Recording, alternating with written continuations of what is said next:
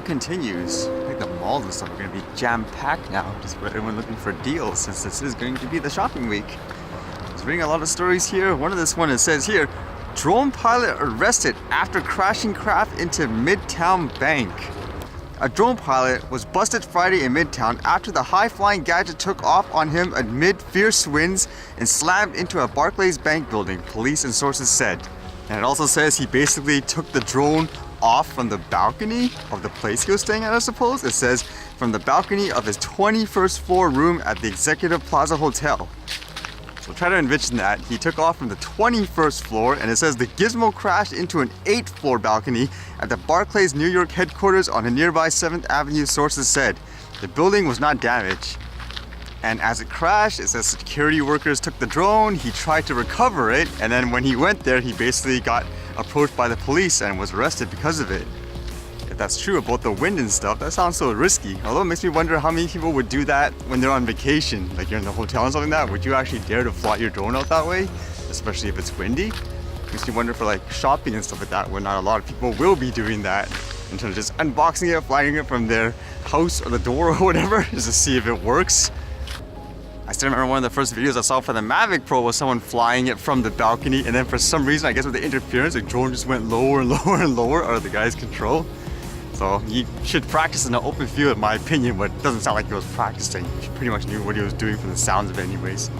And then I read this one, which made me think, because if you guys remember before here, we had like things like the forest fires, and the police didn't have things like a drone to get an aerial view, but the media had their helicopter.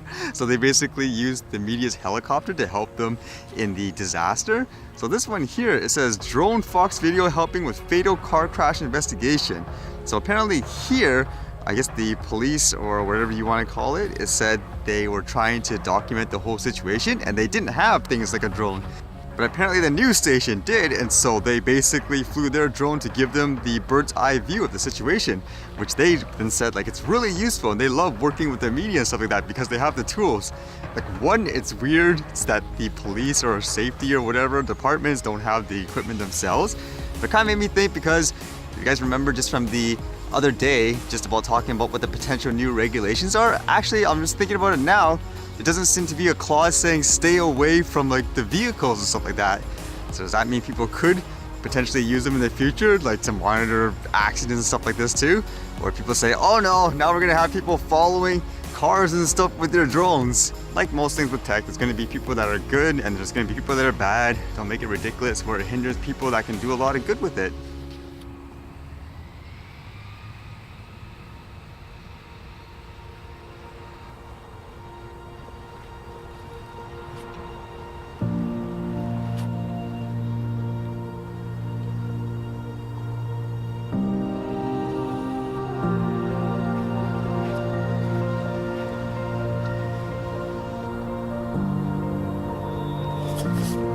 That's actually really interesting, where all the heat is and where all the coldest parts are. Basically, you're in the very edge and the bottom is the coldest part, but kind of where it's crippled up in the middle, I guess there's heat developing there. If this thing's accurate too, it says that blue part on the left is -10 to -11, and then the center part's about 2 degrees. You get that much heat just by having like a little bit of a dent in there.